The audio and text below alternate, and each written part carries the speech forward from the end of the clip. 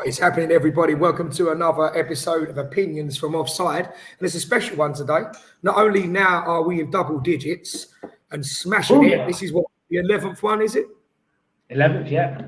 Kanye, how you doing, Kanye? Kanye, imagine getting to the 100th episode. We'll have to do something special, won't we? I think we'll have to get some tattoos or some glitter or something. Well, that's what we do. We're getting the logo tattooed on our face. But we've got a special one for you today because we've got a very special guest. Today we've got our friend Tommy. How's it going, Tommy? You all right, mate? Oh, good, mate. Thank you for having us, boys. We're looking forward to this since I found out yesterday. Pleasure, mate. Well, we always, when we're at football or having a beer or whatever, we always have a little chat about all things football. We're going to get into some topics in a minute. I know you've got one or two things on your mind to chat about today. And you, I'm not even going to give you the credit, your missus has come up with a really brilliant, unpopular opinion. And we're going to do that later. Yeah. But the first thing I think we're going to talk about today, we're going to talk about this, which is a brilliant topic that Tommy's come up with. Give us a little intro on this, Tommy, about wonder kids that didn't quite make it. Yeah, so just players who, were expecting massive things of them. How many times have we heard the next Messi, the next Ronaldo, is the new Zidane, is the new Pele? We've heard that a million times. And I don't know, when obviously you boys said about coming on and did have any idea of thinking about stuff, that was the first thing that comes to mind because it's just something that happens quite a lot. And then I started really thinking about it. And I actually had a look this morning on Google at what it was saying about them. And the amount of players that were on there was ridiculous. Absolutely, some of the names we're going to talk about is just ridiculous. So shall we go around one each, and we'll go round in a circle, and we'll all talk about who springs to mind when you think of wonder kids that didn't live up to it. Do you want to kick us off, Tommy? Yeah. I'm going to go with Ravel Morrison. I had him on my list as well. Yeah, I imagine he's always at the top of people's list for this kind of subject. Obviously, he was at the Man United Academy, and some of the stories I've heard about the likes of Rio telling and Wayne Rooney and everyone else, apparently the stuff he was doing on the training ground was just ridiculous, absolutely ridiculous. The stories of Fergie apparently grabbing the likes of Rooney and Giggs and Fernando going, come over here and watch this boy. And saying to Wayne Rooney, he's better than you were at that age, Wayne. I mean, that's a bold statement on its own. And he was tipped to be the next big thing, but just apparently surrounded himself with the wrong kind of people, and he was getting up to no good, shall we say. And I've heard some other stories about that as well, whether they're all true or not, I don't know. But just never hit the heights he was meant to. And he could have been. I've watched footage of him in the youth team and stuff, and it just, when you watch a player and they just make everything look so easy, just look like they have more time on the ball, the passes just look effortless, the shooting, they can find the target from anywhere, just everything just looked so easy. And just didn't go on to feel that hype that was about him. Fergie said he was the best player he'd ever seen, didn't he? At that age, he said that's the best talent he'd ever seen. That's unreal. Your thoughts on that, Candy? Some of the story when he was at West Ham, when he was at QPR, you hear people talking about it, and he was just unbelievably good. Just technically, like Tommy says, just seemed to have things used to slow down for him. Very similar to like when Carrick used to play. Just things slowed down around him, and the decision was already made. Like skillful, had an eye for goal, could pick a pass. But like you said, Tommy, it's just the mindset. He would be one of them. He would have still been a professional footballer 25 years ago, 20 years ago. Yeah. Even with that mindset. Nowadays, you have to have it all. You have to have the whole package to make it in this game, because other people do. People with less talent just work harder. So I'd love to have seen him just have that love for the game. He doesn't seem like he loves the game, like just to throw it away. That was the thing that they said quite a lot. He didn't have that love for the game. Yeah, like Tommy said there. Like Tommy said there, I think it was quite well documented. I think we could say he was getting up to no good with certain people in Manchester when he had that issue with his girlfriend and some of the threats and whatever. We'll be careful what we say. But it was the same when he was at West Ham. But I'll tell you, I'll never, ever forget him for that. Obviously, against Spurs, I hate Spurs. But do you remember that goal against Spurs from the halfway line? Just went round everyone and dinked the keeper. He just was unbelievable. So I'll always love him for that. he could have slapped my missus after that goal. I'd have been alright with it. I'm telling you. She could hear me. I did say it in a duck. Did he go to Italy as well? Did he play in Italy as well? Yeah, was it Lazio? I think it was. Yeah, I think he was that. Yeah, but I'm wearing a Lazio shirt. Actually, I should have known that, shouldn't I? Yeah, he did play Lazio, wasn't it? Yeah. I don't think he was there for long. No, he ended up somewhere really obscure, like South Korea or somewhere with didn't he? Like somewhere really obscure. He was over somewhere Greek second league, and then somewhere else. His bio history for you.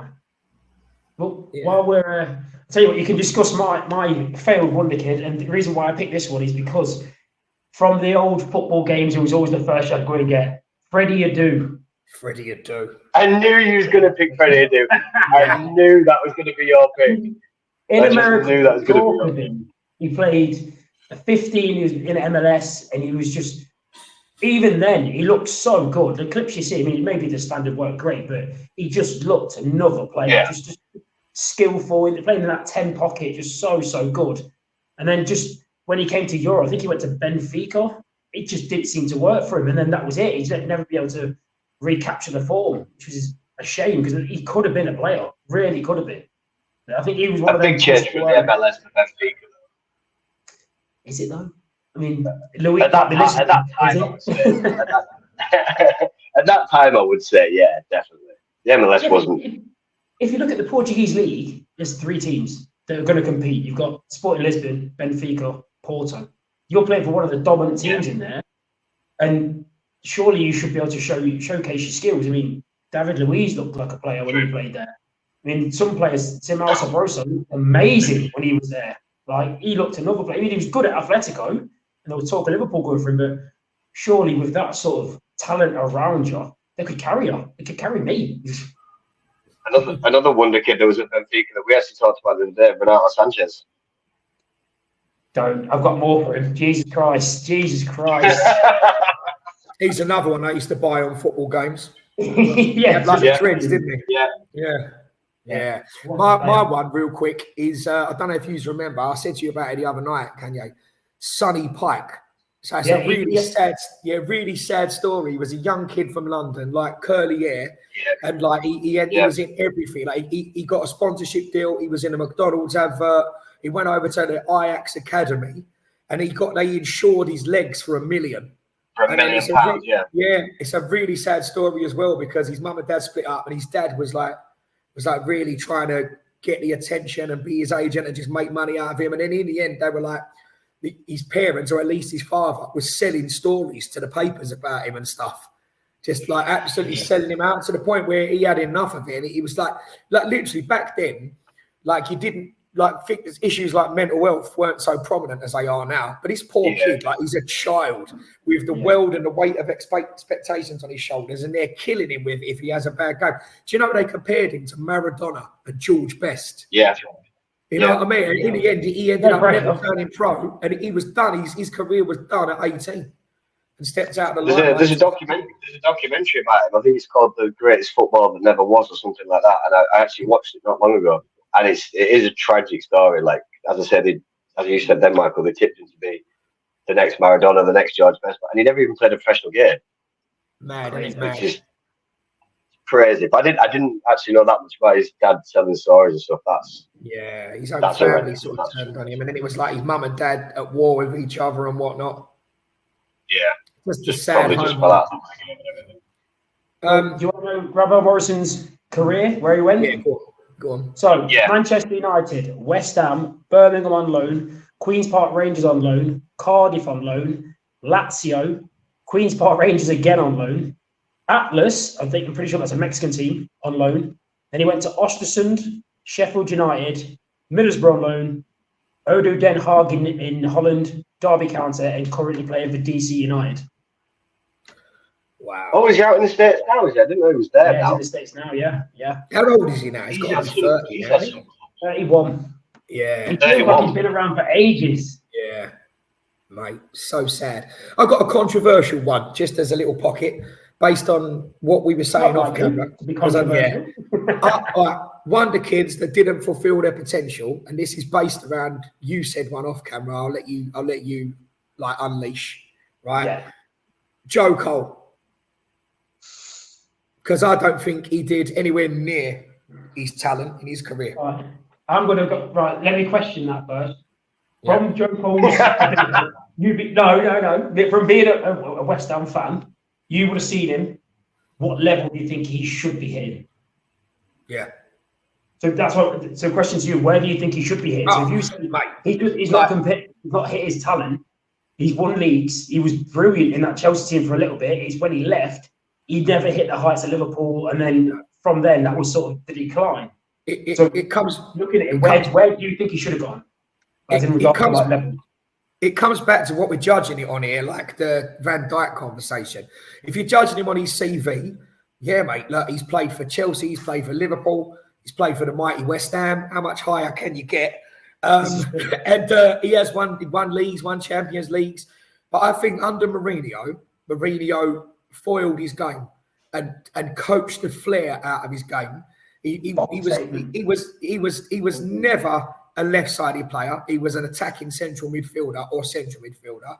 Watching him come through, again, like what you're saying about Ravel Morrison, like we were all hearing about this kid, like back then before social media, at 14, 15 years of age, just doing ridiculous things. I remember going to see him in the reserves and that, like, or England under 21s. He scored like 5 goals in an England under 21s game. He's just ridiculous. But I feel like Mourinho coached the flair out of him, made him more defensive and made him less risky with the tricks and flicks. And he was never a wide player. And then even for England, when we had that era of the difficult left side, he was just shunted out on the left. So I really feel like we never saw the best of his flair, not his CV. But I felt like he had all the talent to be like, oh my God. You know what I mean? His talent was unbelievable. The story he came out of West Ham when he was in the academy was just insane. Like, again, like Rio Ferdinand and everyone else talking about him. I've seen clips of him from, again, when he was about 14, 15. And the things he was doing with the ball then was just like what you would expect, like a prime Ronaldinho to be doing.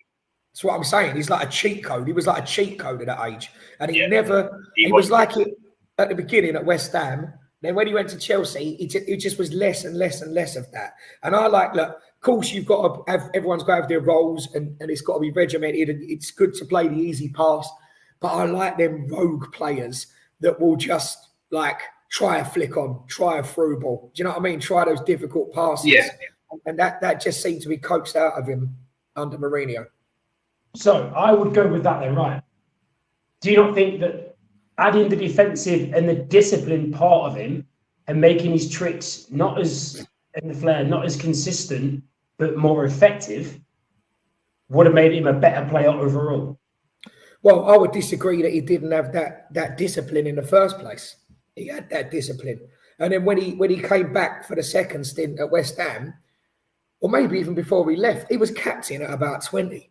So he had the leadership, he had the defensive responsibility. You know, he wasn't the case of like he was all tricks, all bluff and no stuff. Like he had that side to him. But he played in the second half of his career with a handbrake on. I just think that's a shame. Do you not think put that down to maybe the injuries though? I know we had a couple of bad hamstring injuries, and we've seen with what he did to Michael Owen and Torres, hamstrings, once they're gone, the players are different. Like you have to run different, you have to move different. Well, you've just given me another argument as to why he didn't fulfill his potential then, haven't you? He said hamstring, but then on the flip side of it, so if you look at Joe Cole, where would you expect him to have been then in regards to that level? So do you think we should be talking about him in the same sort of breadth of Ronaldinho? Or do you think we should be looking at maybe talent-wise, he should be regarded the way Gaza is regarded for England. Bold, very bold. It's a big shout. I stand by it. Right, but that brings us as a little segue onto an unpopular opinion we were going to discuss that we weighed up on another episode, and let's just throw it at you two. There were more legendary players 20 years ago, or was it that just as time goes on, we're more romantic about the Gascoignes and the Bests, or is the standard better now and they're better athletes, better pitches, more technical? Tommy, do you want to take this one and I'll go next? Yeah. Like what you said then about,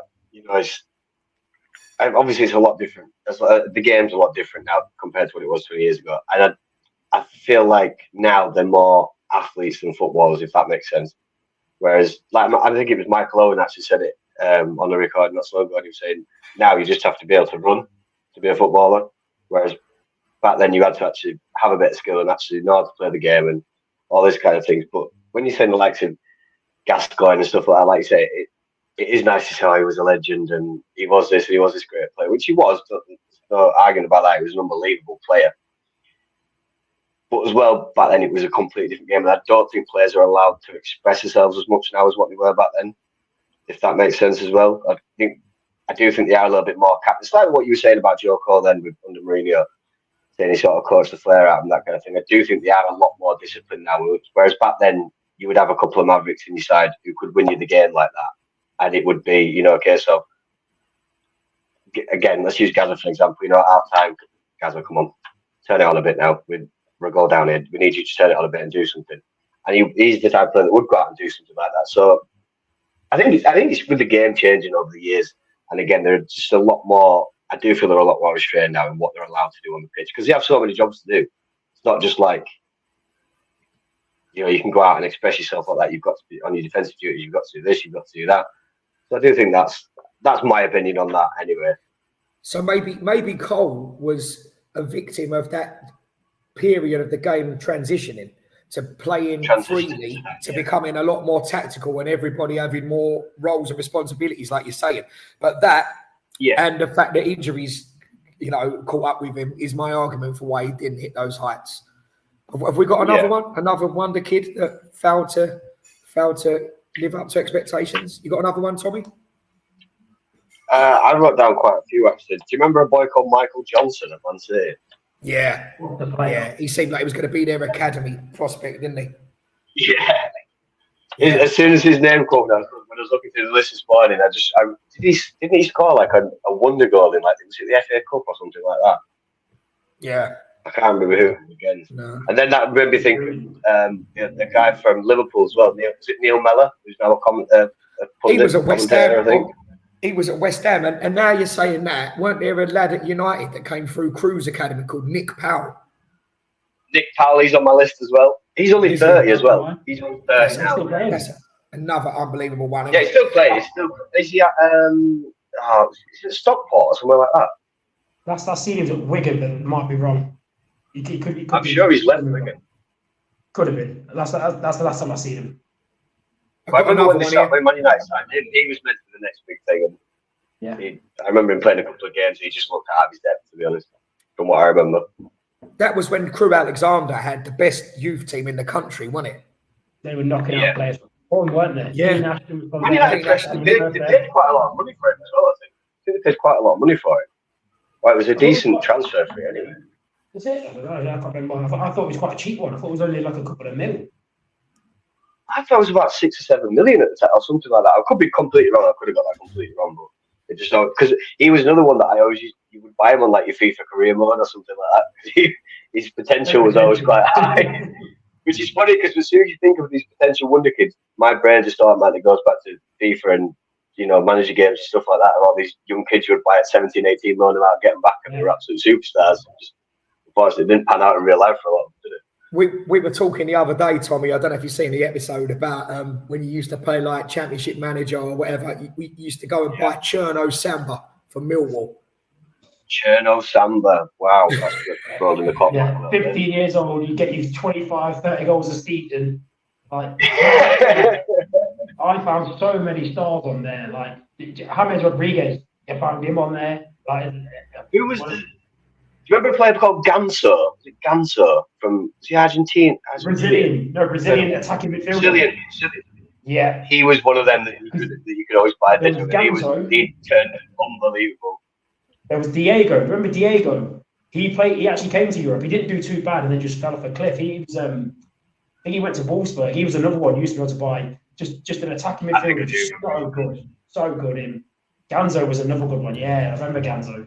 Another one. Ganso was brilliant. You've reminded me of another one. Do you remember Deco? Deco was weird, wasn't it? Yeah. And would you say we're talking about his potential? While we're talking about Chelsea and wonder kids, Gal Kakuta. Still playing. He was now. on the list. I looked at yeah. Was he really? Where's he playing now? Last I seen him was playing in France.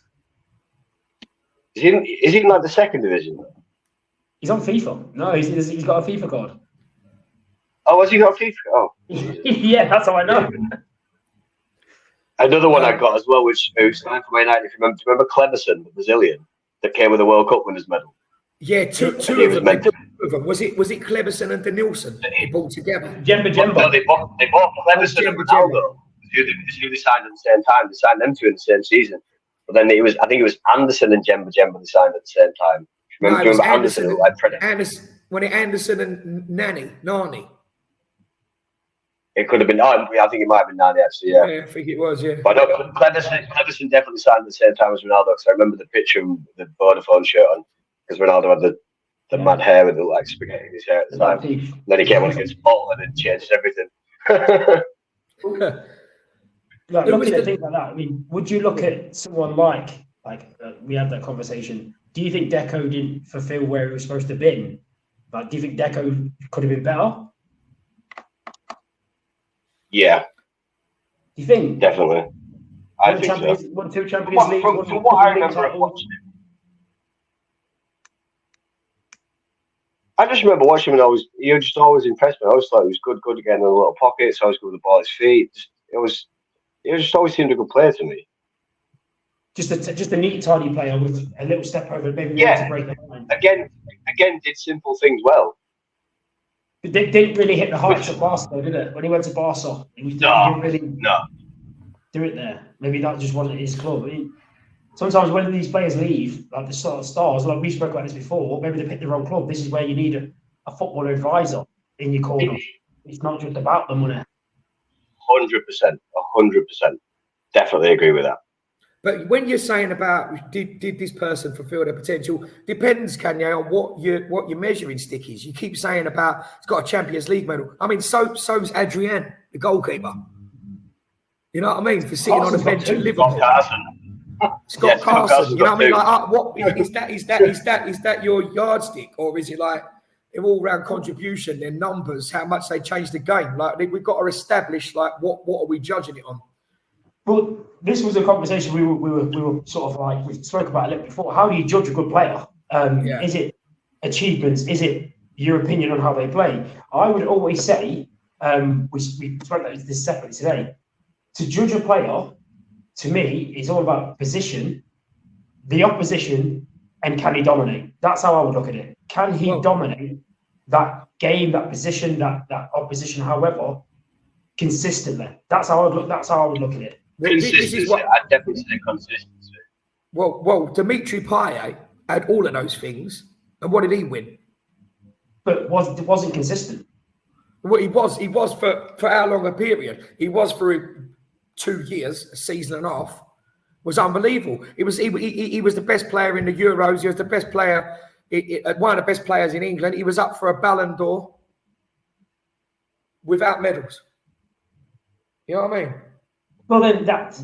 Yeah, so you put him in a different team. Imagine him in a different team. Imagine him in a... We saw him for West Ham. We saw him for France. We saw what he did for Marseille for a little while. Then he had his off-the-field issues. We said about that the other day, didn't we? Coming back to Wonder Kids, I tell you who fouled to flatter, was on fire at Everton, got his big move to Arsenal, Franny Jeffers. I knew that was coming up. Do you want to tell the story, Tommy? Have Go on. you said the stuff, can you? Have you said it? No, I've not said nothing. I've not said nothing. Tell him the story. No, well, now I'll let you tell the story. No, God, no. Yeah, go on. Right, so basically, the first time we started playing football at Vietmande, Tommy come down, turned up, and one of our friends that we worked with, Mushy, was there, come to play. So clearly, Tommy had not played for a little bit, like living in the sunshine, drinking basically every night, dancing on the wall as you do. He turns up with his name on his boots. So Mushy, it's called fucking hell, Franny. You've got to be some player to be able to have your name on your boots. Went, Franny, like, yeah, you look like Franny Jeffers. So from then on, he called him Franny Jeffers. And then when Tommy lost the ball, all you hear from behind in the thickest Scottish accent is, for fuck's sake, fuck off, Franny. That was it. So, since then, every now and again, he gets a brain test. I think I did fuck off as well after he told me about 4 times. I think I left. I didn't want the angry Scottish man shouting towards me, to be honest, anymore. He was at the worst he was on my fucking team. Yeah.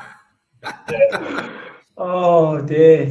That's why he's not less said about that. Thanks for that. I kept seeing his name on the list. I was looking at it, I'm thinking, I hope Kanye doesn't see this list because he's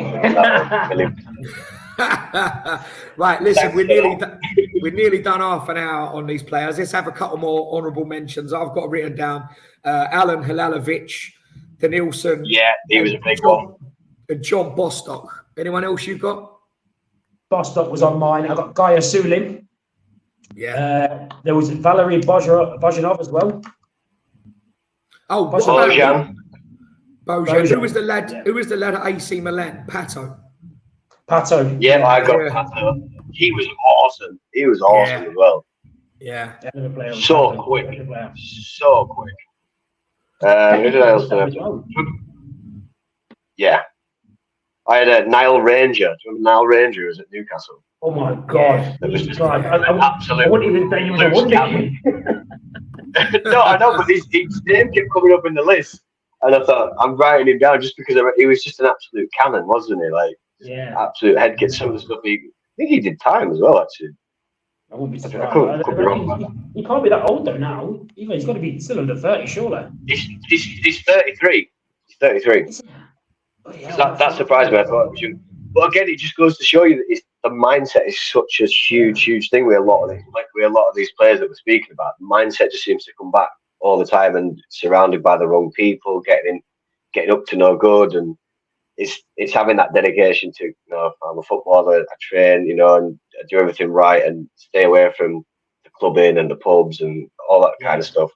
But then again, when you're throwing a lot of money at somebody at 19 who's you're getting told you're going to be the next best thing and the best player in the world, of course it's going to give you an ego. Maybe we'll do that next time. We'll do football bad boys who couldn't stay like that's a good one on the right side of the law. Players that have done time, players that were naughty and weren't fully committed. We could do that because we're also going to do at some point players that would have been amazing if not blighted by injury. So we've still got a load in the bank that we're going to talk about, mate. That was really good. Let everybody watching, let us know in the comments below if we've missed anyone. Let us know what you think of our points of view. Obviously, give it a little subscribe and a like because it helps us try and send the channel to more people. That's a good discussion. Should we go on to the next one? Another cracking idea from our Tommy, dangerous derbies. So tell us about our local derbies. That was very Danny Dyer-esque. That was going to be my Danny Dyer. Yeah. Oh, world's oldest, Britain's oldest geezer. Tommy, before you said anything, I have not mentioned anything about this. I've not said a word or nothing because Lee, you've hit another topic there. On what derbies? No, Danny Dyer. Remember the Danny Dyer, yeah. Okay, now I want to know the story. You've got to tell him. Basically, a long time ago, and I was a lot younger, before I had tattoos or anything like that, people used to say I look like Danny Dyer. That's basically it. Let's wash it up that one. Right, okay. No worries. You're very oversimplified that. Very oversimplified. I went to school with Danny Dyer, and I worked with Danny Dyer on a film called The Last Seven. So, yeah, some years ago. Oh. We both went to Scott Wilkie School in Custom House. He's about 4 years older than me, but went to the same school. I was in the same year as his brother. Yeah, world's oldest man. Right, go on, kick us off with derbies, local derbies. You actually sent me a graphic over that I should have put on the screen. I might try and do that while you are having a chat. I'll see if I can put it up on the screen. What you said. Oh, yeah, that was the one. That was what the people had rated, like the top derby down to. I'm not going to say least important. That's a bit disrespectful, but just in that for that view. But at the top was obviously one of the best derbies in the world, the Old Firm derby. I mean, that is just absolute carnage. As you two both know, I work in a Rangers bar, so when that game is on, I mean, it is all hands on deck that day. You are very, very busy. The amount of people that are there and what you see on the pitch is just can be absolute carnage. I think it's calmed down a little bit now, personally, compared to what it was. over the last sort of 3 or 4 I've watched. How do you think it compares to like the old Boca Juniors and River Plate derby? Because that's like the atmosphere is really intense with the flares and that, isn't it? I've only ever obviously seen like bits of footage from them. I've never actually watched like one of the derbies, but I imagine knowing what that league's kind of like, the tackles would be very, very tasty in that game. I imagine there's people getting kicked up in the air. Because I remember a guy that I used to know back in the UK, and he always used to when he used to be able to do like a build a bet on Sky Bet. I'm not sure what it's called now, but and he would always go on them games just for like the yellow cards and the red cards and stuff like that. And you would look at the end of it and you'd be like, 12 yellow cards, 3 reds. The manager's been sent off from both sides. I think the kit man gets sent off. It's absolutely insane, absolutely insane. But then at the same time, I like that because I like the amount of passion that goes in. They're just so passionate about the team and the hatred as well towards the opposition. It is like going to battle. Mad. Look, I'm trying to get this with the wonder of technology. While Levy does that, would you then consider that the Rangers Celtic derby would be the biggest one in England? Sorry, in the UK. I personally would, yeah. Just because of the history of it and everything that goes with it, I would definitely say, in my opinion, that it is the biggest. Liverpool United, bigger than Arsenal, Tottenham, bigger than West Ham, Millwall. I would say yes. I think I'm not saying they're a million miles behind by any means. I think the ones that you just listed there, I think they're very, very close. Like especially Man United, Liverpool, and teams like that. I think they're definitely very, very close behind them. But for me personally, like I say, with the history and everything else of it, I would say that the Old Firm is probably the top. I mean,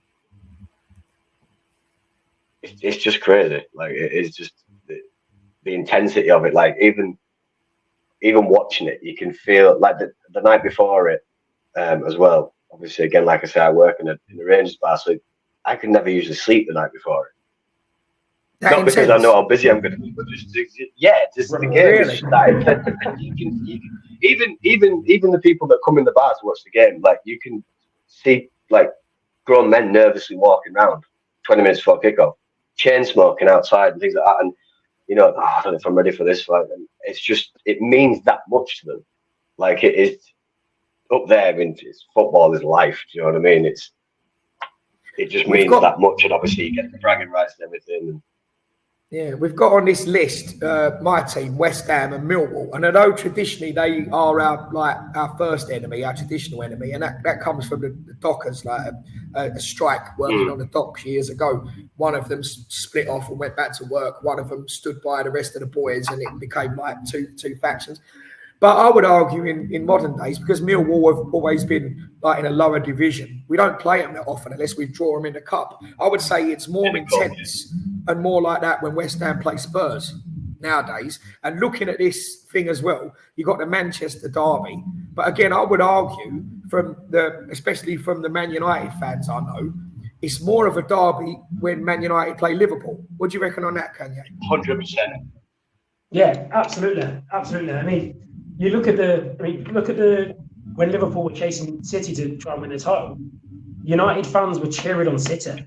Like, that was crazy to think, like, you're cheering on the team in your immediate area to beat someone who's in another city, because that's the rivalry. Like, we would rather cheer my enemy next door than my enemy in another town. Like, that's to me what put the Liverpool United rivalry so further ahead. I'd probably say in England as the rivalry game above all the other ones in England.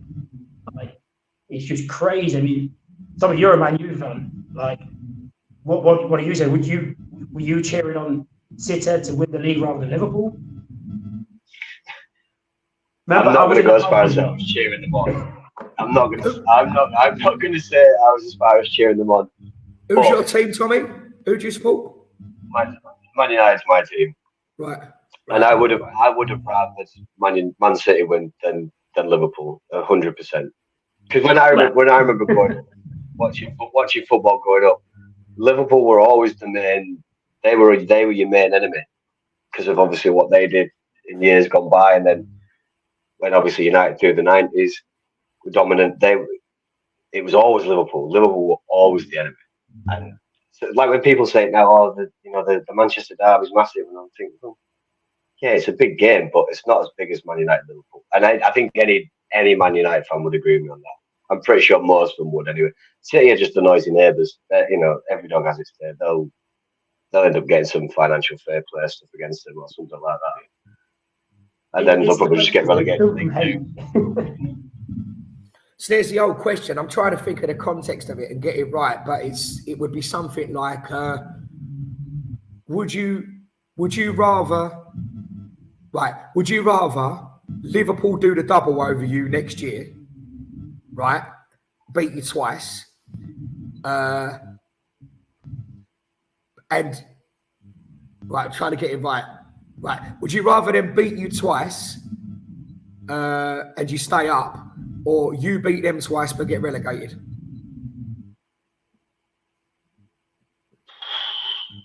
Oh, that's a tricky one. Is it? Yeah. Just because you don't. I mean, either way is not great. You've given me two. That's like Sophie's choice. You know what I mean? You've given me two terrible options there to pick from. Yeah. But obviously, which is the point of it. You've absolutely caught me out there. I really don't. I wouldn't even answer. I'd come back to flip a coin. I honestly wouldn't even have to answer it because either way is just horrendous. I'll guarantee you 2 5-0 wins next season over Liverpool. But you have a terrible season apart from them games. You go down and there's no guarantee you bounce straight back up. Still don't beat the 7 with your job. No, I can't take that. No, you can't get relegated. No, you can't get relegated. No. All right, you beat them. Right, you beat them away, but you don't finish in the top 10, and no cups. Yeah. For that season. So you'd have no trophies, finish 11th best in the league, 11th just to have a win at Anfield. 5-0 win at Anfield. No. You could have played in his face. No, literally, like, what are you doing to me here, boys? We're meant to be pals. Jesus Christ. No, I'm not taking. No, because you would just never hear the end of it, would you? That's the thing. Like, you would just be getting ripped for years. Yeah, because the one that was put to me was, would you take, like, because we don't win anything, West Ham, like, with the exception of the Conference League, like, would you take the FA Cup next season? Us Spurs win the league, and I couldn't. I don't think I could, because you would never hear the end of it. Never, I couldn't do it. That's the thing. You'd never hear the end of it. No. What about you, Ken? What about you? If I said to you, Liverpool win the Champions League next year, but you're going to have to lose 5-0 twice to United. And 5-0 lose twice. You were. And you finish 11th. So if Liverpool finish 11th and we lose 5-0 to Man United, we win the Champions League. No, not all the 11th. Just you. I'll guarantee you the Champions League, but both Everton and Man United beat you on all 4 league games. Yeah, what are you saying to that? You'd take that. Yeah, you'd take that. You would definitely take that. All right, then would you take the FA Cup next season, Tommy, to be beat 6-0 both times you play Liverpool, but you win the FA Cup? No. The FA Cup's not what it used to be, but the FA Cup's not what it used to be either. Like that's enough. The FA Cup used to be like. Let's write that down for another debate one day. The magic of the cup, is it still there? What do you reckon? It's another one to discuss. No. You don't get many giant killings, and it's not quite the same. So what about if what changes would you? The big day and everything. It was the whole day, wasn't it? You see all the coaches coming in and all that kind of stuff, and it was a full day. Everyone would watch it, whether you were in the pub or you were in someone's house. Everyone was there to watch it, and now it's just like FA Cup finals on Sunday. All right. Would it recapture any of its magic if you got a place in the Champions League for winning the FA Cup, hypothetically? Possibly. It's just like you said before that you don't see like giant killings anymore. That's the thing that I miss from the cup. Yeah. What do you reckon, Can? What could you do to recapture its magic? Or is football ruining the game? So it's not really, it's almost a foregone conclusion now. I think they should, if it was down to me, I'd have a different incentives. So what I would do is say, for example, maybe you could offer a Champions League option, but do you know what? What does me with the FA Cup is always at Wembley, right? So Manchester United played Man United in the FA Cup final. Why are these Manchester fans having to go all the way to London when they're both from the same area? Why? There's so many brilliant stadiums around. Why can't we use a neutral stadium closer? Is there an argument? That was the beauty of the cup, get into Wembley. Yeah, exactly. It was. It's not now. You get to the semi-final, you play at Wembley. So people might enjoy the day out away. But it's not so special anymore. But unless you're going to an international game and you're lucky enough to get a ticket for England, how many average fans get a day out to Wembley? You can't take that away from them. That's what I'm saying. The semi-final was played at Wembley. That sort of, to me, you've drawn it out. That's too much. If you take away the semi-finals at Wembley, you get drawn at home, or they use a neutral stadium somewhere else. A neutral ground, Yeah, I agree with that, but you're speaking like a Liverpool fan. A lot of teams don't get to a semi-final though. That's a big deal for some teams, isn't it? Even a trip out, even a semi-final day out of Wembley. It's all right if you're there every other year. We were talking about the final. To me, the semi-final being at Wembley sort of takes away the gloss of the final being at Wembley. I agree. That's what I agree with that. I agree. That's why I'd take it away. I mean, don't forget, but before, when they knocked down Wembley, England used to play all over the UK. I remember there was an England game in Leicester that we went to. But why can't the semi-final be at a neutral stadium and then the final make it a day out? And then all of these, I'll tell you what else does me as well. All these corporate tickets that people get, and not even fans. Yeah. Go to the stadium with fans. Like, let's have, I don't know what Wembley is. I'm guessing Wembley's sort of like 70,000 plus. Fill it with fans, not people not people that have wanted, I work for MasterCard and I want to take my phone. None of that crap. What are you waiting for? Fill it with fans. That's the atmosphere. As you said, there's so many people that haven't had that Wembley experience. Because corporate one, like 40% of the Champions League final, 50% of the Champions League final were corporate. So that's crazy. Make it should be about fans again. That would to me, make it a bit more special. It's not. I appreciate the experience, but the FA Cup was always a special thing. It was always one of those like, you get to the final, you buzz it. Right, I'm going to try and get a ticket. It's not the same because you go there, the atmosphere is not the same because of the corporate. And then when you watch the game on telly, there's so many empty seats. What's going on here? There's like rows of empty seats. Like, what's all that about? I mean, I can't remember who I was watching the game with. I know we were joking about, the City fans don't fancy it, like as a joke, like the Etihad joke. But sit and really think about it. Like, there's so many fans that would love to have gone to that, and there's no one there. That's what makes it special. Sorry, Ken, just quickly, has someone turned a fan on or something? Because I'm hearing like, can you hear that? Are you hearing like feedback or something? You know, like when your phone, when you've got your phone near a speaker and it starts to make that feedback noise. Put your mic on mute and see where it's coming from. I'm just trying to find it. Let me just.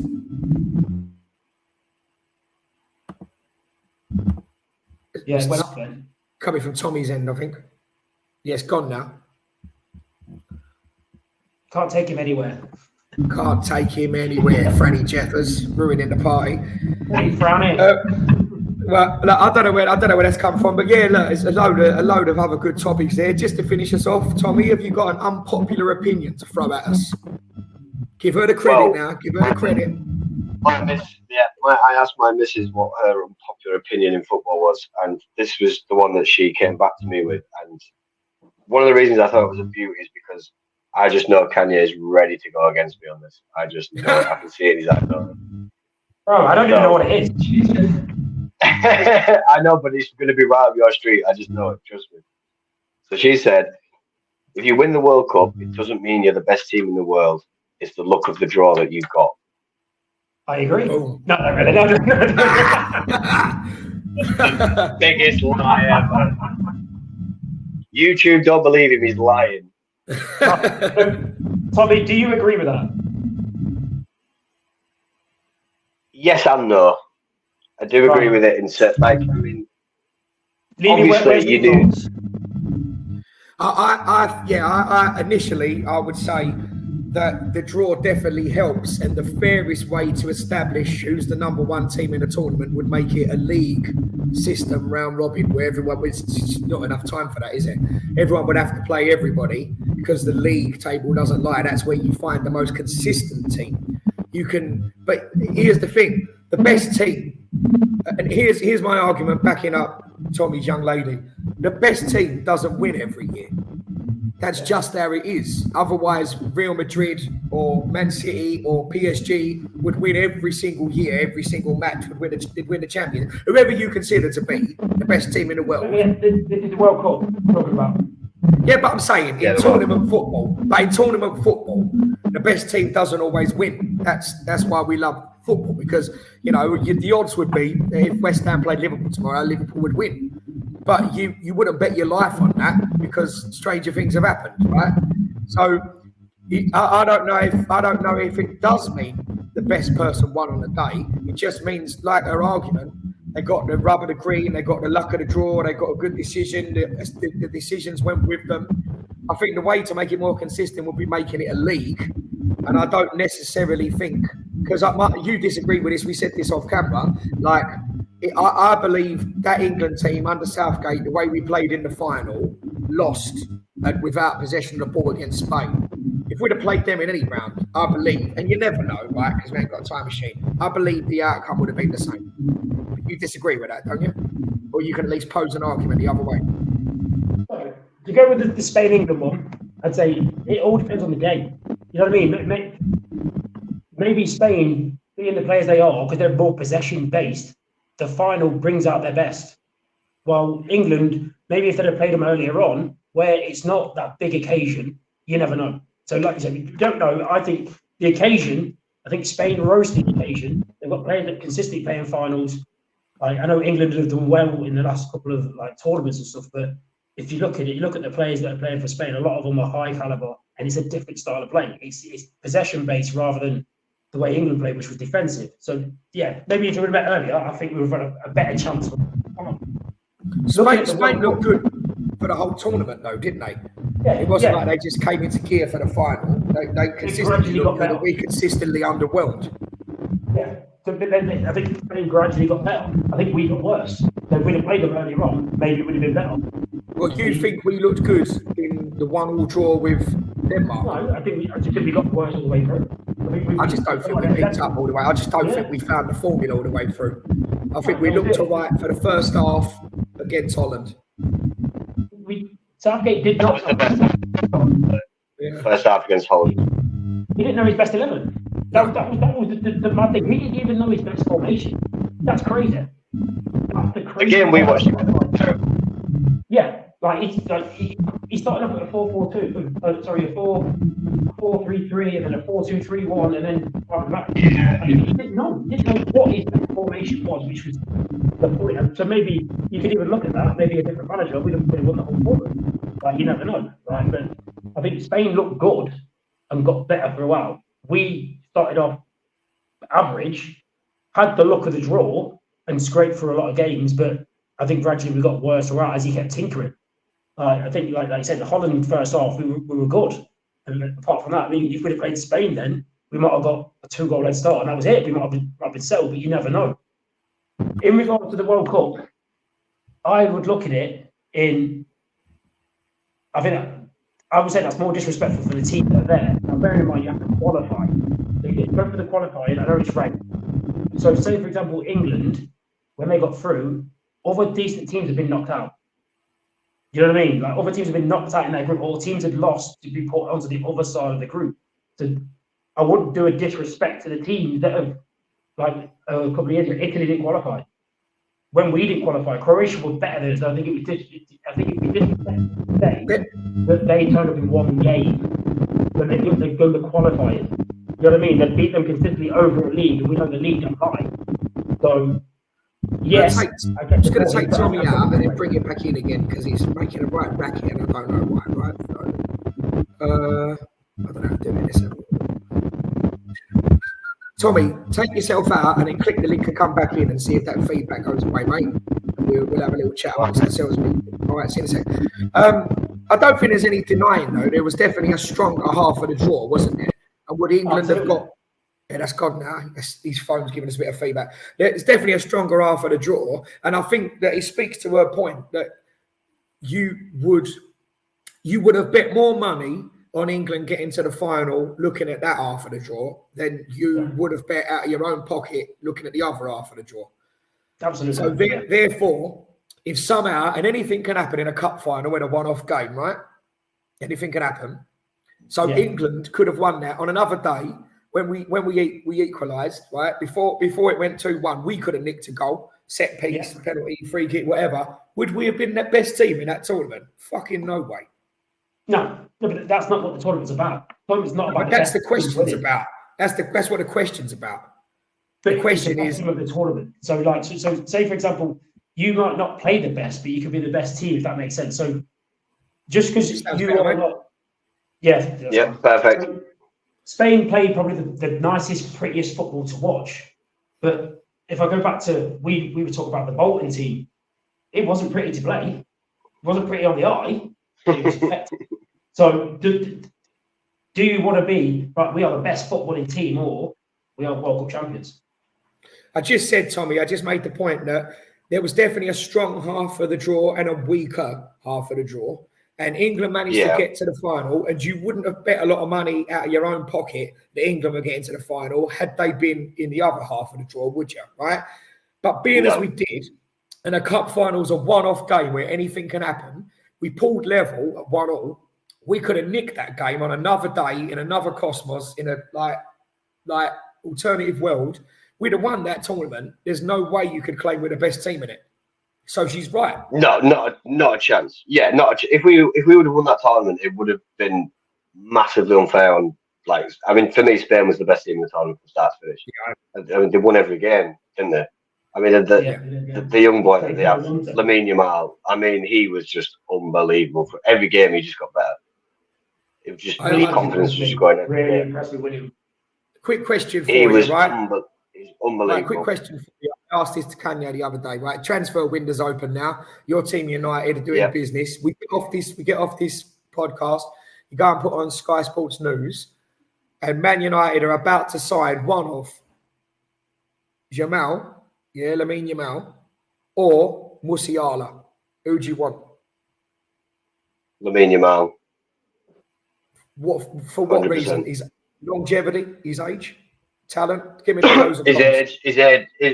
His age is definitely one of the factors. I mean, I think he just turned 17 the day before the final in the Euros. Which, I mean, if that doesn't scare you, I don't know what else would. Straight off the bat, 17 years old. But I just hope he still plays with that mindset of the 17-year-old. I hope he does, like what we were saying before. I hope he doesn't get reined in, because that can happen, and we spoke about it, half an hour ago.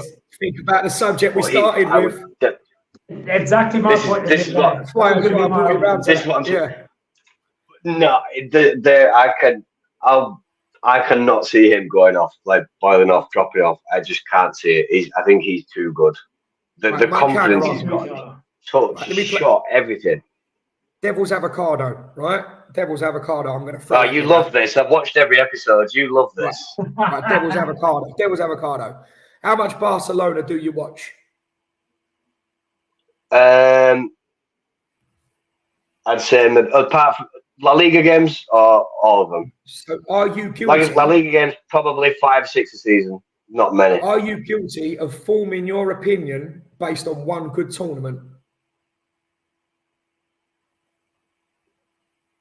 yes and no. I have watched him a little bit in the Barcelona side, and I was very impressed with him. But I did feel he stepped it up massively in the Euros, which is a big, big stage.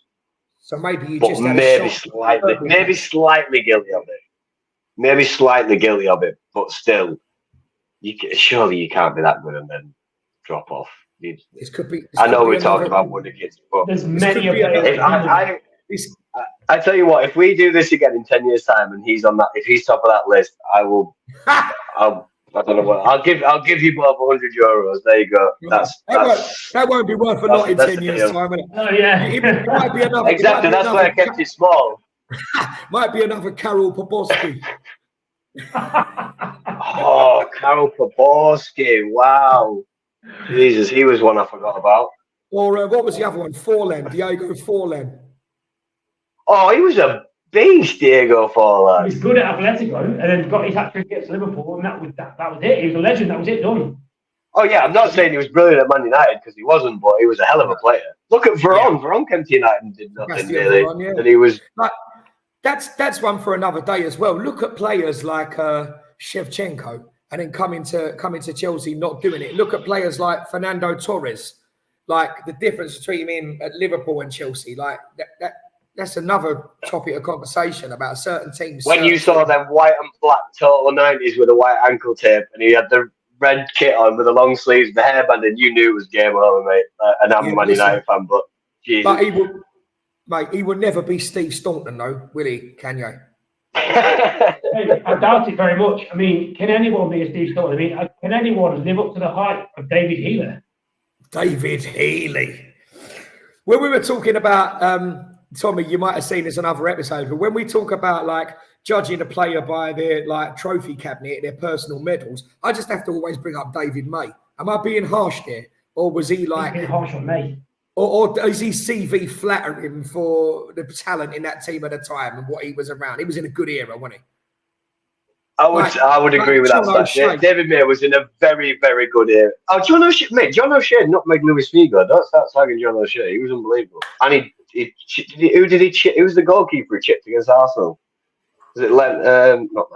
It was Lehman. It was Lehman, I think, wasn't it? Yeah. He chipped him, nutmeg Luis Figo. I mean, John O'Shea is one of the greats, mate. Come on. But no, David May, yeah, I definitely think he played at the right time and they carried him. He looked good in that team. I don't think he was. No, I don't think he was. He definitely wasn't the best individual player, was he? Come on, be honest. Tomorrow. You got an injury crisis. You need a centre back. Prime O'Shea or prime Johnny Evans. That's like deciding which Chuckle brother you want. Like, come on. I'll let you have David May. Oh no, I'm going. Do you know what? I'm going to go John O'Shea. I'm going to go John O'Shea just because apparently the stories that you hear about him, Fergie absolutely loved him, and thought he was brilliant. So he must have had something in his locker. So I'm going to go John O'Shea. Bless him. Before we wrap up, again, he nutmegged Figo, so that's what I'm going with. Live off that forever, dying out on that forever. Before we go, have you got a similar opinion or a counter opinion to Tommy on choosing Lamel over Musiala? Because I'd have gone for Musiala personally. I think Musiala all day. Musiala to me right now, better player, 21. Yamil, as good as he has been, he's not in the team for a year. So could quite easily drop off. Barcelona have a record of players leaving and not doing so well because they play a specific type of way. I mean, look at one of the wonder kids that we brought up, Bojan, was a monster there. Left to go to Bojan. If you look at Barcelona players, right, going on transfers, how many Barcelona players leave and settle and do well somewhere else?